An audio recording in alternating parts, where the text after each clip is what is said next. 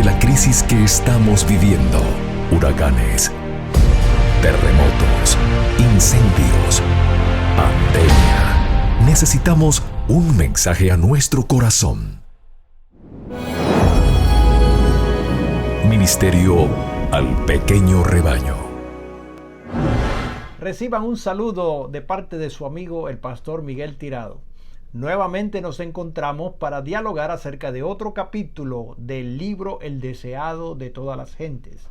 Ahora vamos para el capítulo número 22, que se titula Encarcelamiento y muerte de Juan, y está basado en el relato de Mateo capítulo 11, versos del 1 al 11, el capítulo 14, versos del 1 al 11, en Marcos capítulo 6, versos 17 al 28, y en Lucas capítulo 7, versos 19 al 28. Me acompaña Pastor Orlando González, y es un privilegio invitarles para comunicarnos en oración con nuestro Dios. Eterno y amado Padre, hoy anhelamos sentir una vez más tu presencia guiando nuestras vidas y el estudio de tu palabra. Bendícenos, oh Señor, en el nombre de Jesús. Amén. Amén. Juan el Bautista había sido el primero en proclamar el reino de Cristo y fue también el primero en sufrir. Desde el aire libre del desierto y las vastas muchedumbres que habían estado suspensas de sus palabras, pasó a quedar encerrado entre las murallas de una mazmorra, encarcelado en la fortaleza de Herodes Antipa, en el territorio que estaba al este del Jordán, que se halla bajo el dominio de Antipas.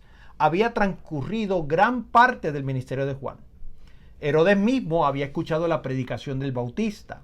El rey disoluto había temblado al oír el llamamiento a arrepentirse. Herodes temía a Juan, sabiendo que era varón justo y santo, y oyéndole hacía muchas cosas y le oía de buena gana. Juan obró fielmente con él, denunciando su unión inicua con Herodías, la esposa de su hermano. Durante un tiempo Herodes trató débilmente de romper la cadena de concupiscencia que le ligaba, pero Herodías le sujetó más firmemente en sus redes y se vengó del Bautista, induciendo a Herodes a echarlo en la cárcel. La vida de Juan había sido de labor activa, y la lobreguez e inactividad de la cárcel le abrumaban enormemente. Mientras pasaba semana tras semana sin traer cambio alguno, el abatimiento y la duda fueron apoderándose de él. Sus discípulos no le abandonaron. Se les permitía tener acceso a la cárcel y les traían noticias de las obras de Jesús y de cómo la gente acudía a él. Pero preguntaba por qué. Si ese nuevo maestro era el Mesías, no hacía algo para conseguir la liberación de Juan. ¿Cómo podría permitir que su fiel heraldo perdiese la libertad y tal vez la vida? Estas preguntas no quedaron sin efecto. Surgieron a Juan dudas que de otra manera nunca le habían presentado.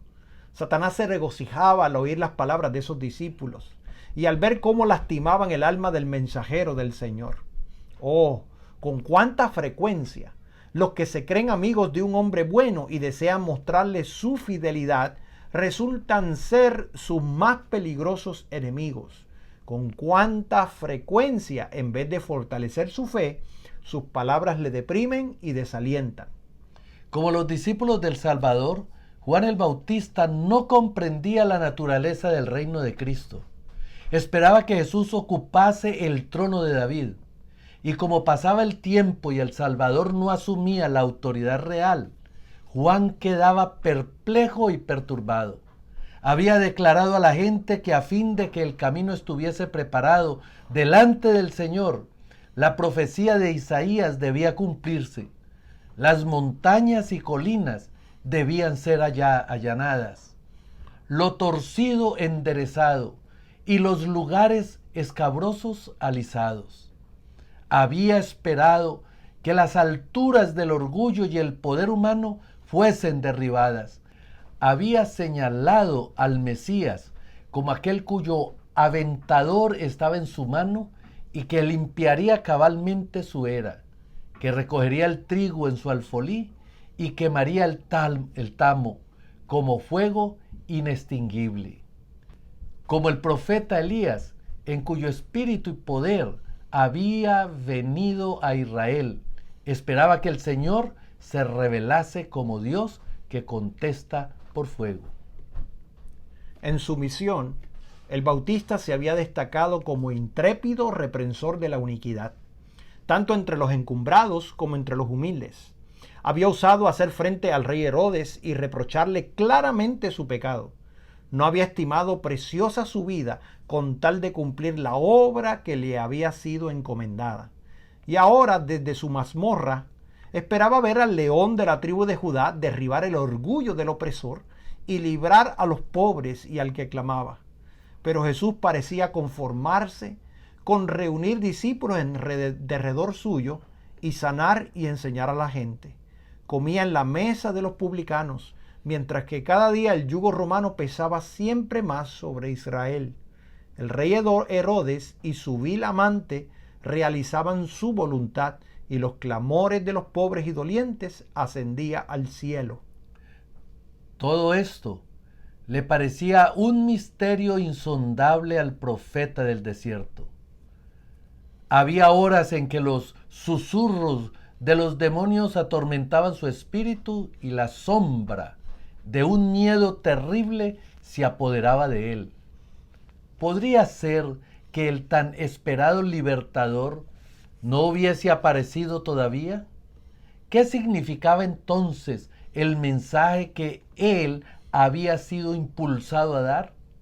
Juan había quedado acerbamente chasqueado del resultado de su misión. Había esperado que el mensaje de Dios tuviese el mismo efecto que cuando la ley fue leída en los días de Josías y Esdras, que seguiría una profunda obra de arrepentimiento y regreso al Señor. Había sacrificado toda su vida al éxito de su misión. ¿Habría sido en vano? Perturbaba a Juan el ver que por amor a él sus propios discípulos albergaban incredulidad para con Jesús. ¿Habría sido vana su obra para ellos? ¿Habría sido vana su obra para ellos? ¿Habría sido él infiel en su misión y había de ser apartado de ella? Si el libertador prometido había aparecido y Juan había sido hallado fiel a su misión, ¿no derribaría Jesús el poder del opresor dejando en libertad a su heraldo? Pero el Bautista no renunció a su fe en Cristo. El recuerdo de la voz del cielo y de la paloma que había descendido sobre él, la inmaculada pureza de Jesús y el poder del Espíritu Santo que había descansado sobre Juan cuando estuvo en la presencia del Salvador, y el testimonio de las escrituras proféticas, todo atestiguaba que Jesús de Nazaret era el prometido. Juan no quería discutir sus dudas y ansiedades con sus compañeros. Resolvió mandar un mensaje de averiguación a Jesús. Lo confió a 2 de sus discípulos, esperando que una entrevista con el Salvador confirmaría su fe e impartiría seguridad a sus hermanos. Anhelaba alguna palabra de Cristo pronunciada directamente para él. Los discípulos acudieron a Jesús con la interrogación: ¿eres tú aquel que había de venir o esperamos a otro? ¿Cuán poco tiempo había transcurrido desde que el Bautista había proclamado, señalado a Jesús: he aquí el Cordero de Dios que quita el pecado del mundo? Este es el que ha de venir tras mí, el cual es antes de mí.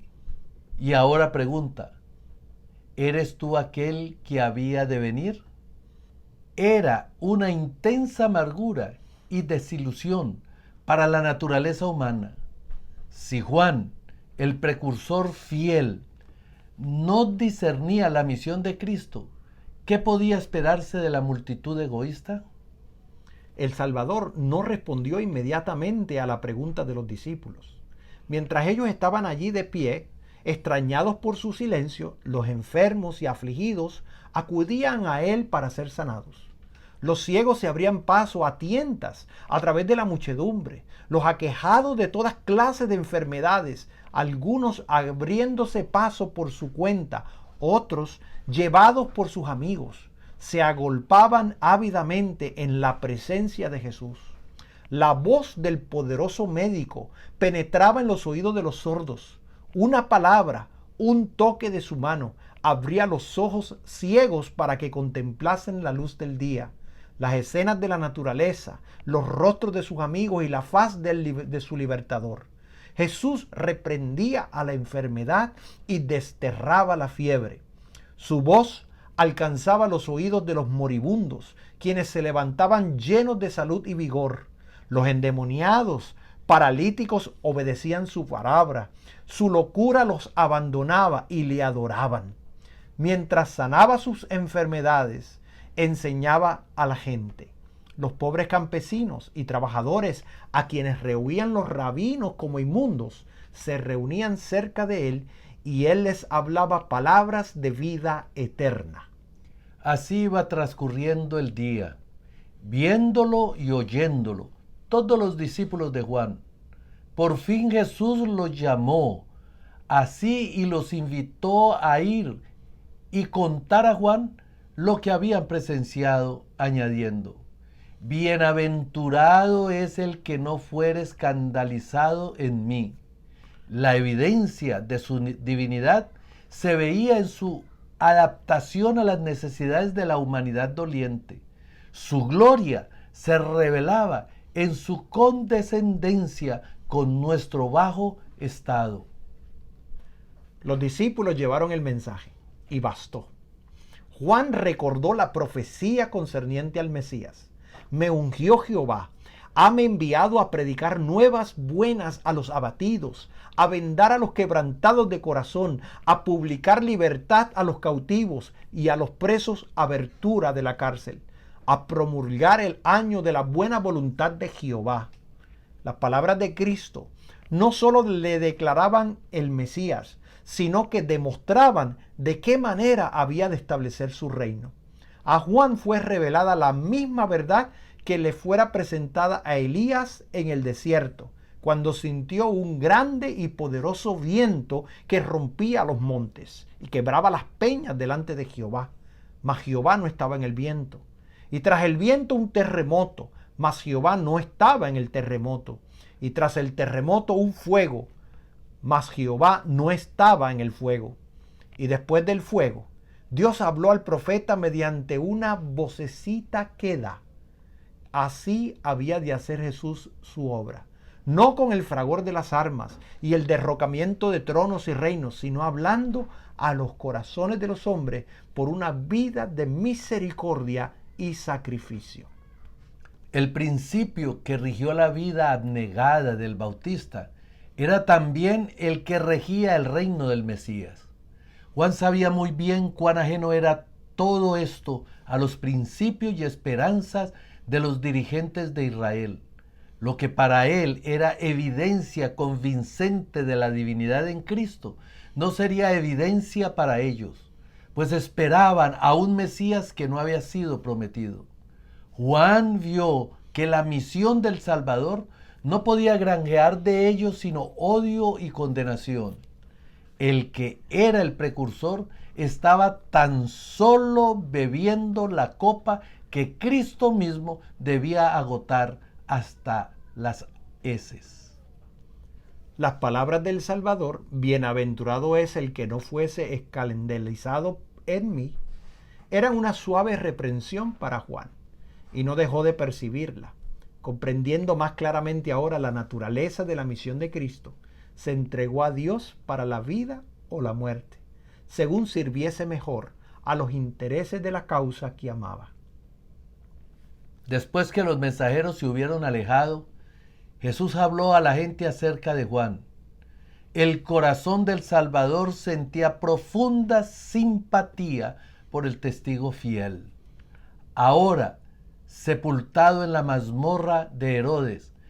No quería que la gente dedujese que Dios había abandonado a Juan o que su fe había faltado en el día de la prueba. ¿Que salisteis a ver al desierto? Dijo, ¿una caña que es meneada del viento? Los altos juncos que crecían al lado del Jordán, inclinándose al empuje de la brisa, eran adecuados símbolos de los rabinos que se habían erigido en críticos y jueces de la misión del Bautista. Eran agitados a uno y otro lado por los vientos de la opinión popular. No quería humillarse para recibir el mensaje escrutador del Bautista. Sin embargo, por temor a la gente, no se atrevían a oponerse abiertamente a su obra. Pero el mensajero de Dios no tenía tal espíritu pusilánime. Las multitudes que se reunían alrededor de Cristo habían presenciado las obras de Juan, le habían oído reprender intrépidamente el pecado. A los fariseos que se creían justos, a los sacerdotes saduceos, al rey Herodes y a su corte, príncipes y soldados, publicanos y campesinos, Juan había hablado con igual llaneza. No era una caña temblorosa, agitada por los vientos de la alabanza o el perjuicio humano. Era en la cárcel el mismo en su lealtad a Dios y celo por la justicia, que cuando predicaba el mensaje de Dios en el desierto, era tan firme como una roca en su fidelidad a los buenos principios. Jesús continuó, ¿mas qué salisteis a ver? ¿Un hombre cubierto de delicados vestidos? He aquí, los que traen vestidos delicados en las casas de los reyes están. Juan había sido llamado a reprender los pecados y excesos de su tiempo, y su sencilla vestimenta y vida abnegada estaban en armonía con el carácter de su misión. Los ricos atavíos y los lujosos de esta vida no son la porción de los siervos de Dios, sino de aquellos que viven en la casa de los reyes, los gobernantes de este mundo, a quienes pertenecen su poder y sus riquezas. Jesús deseaba dirigir la atención al contraste que había entre la vestimenta de Juan y la que llevaban los sacerdotes y gobernantes. Estos se ataviaban con ricos mantos y costosos ornamentos. Amaban la ostentación y esperaban deslumbrar a la gente para alcanzar mayor consideración. Ansiaban más granjearse la admiración de los hombres que obtener la pureza del corazón que les ganaría la aprobación de Dios. Así revelaban que no reconocían a Dios sino el reino de este mundo. Mas, ¿qué? Dijo Jesús, salisteis a ver. ¿Un profeta? También os digo, y más que profeta, porque este es de quien está escrito: he aquí yo envío a mi mensajero delante de tu faz, que aparejará tu camino delante de ti. De cierto os digo, que no se levantó entre los que nacen de mujer otro mayor que Juan el Bautista. En el anuncio hecho a Zacarías, antes del nacimiento de Juan, el ángel había declarado: será grande delante de Dios, en la estima del cielo. Que constituye la grandeza, no lo que el mundo tiene por tal, ni la riqueza, la jerarquía, el linaje noble, o las dotes intelectuales consideradas en sí mismas. Si la grandeza intelectual fuere de cualquier consideración superior, es digna de honor. Entonces debemos rendir homenaje a Satanás, cuyo poder intelectual no ha sido nunca igualado por hombre alguno. Pero si el don está pervertido para servir al yo, cuanto mayor sea, mayor maldición resulta. Lo que Dios aprecia es el valor moral.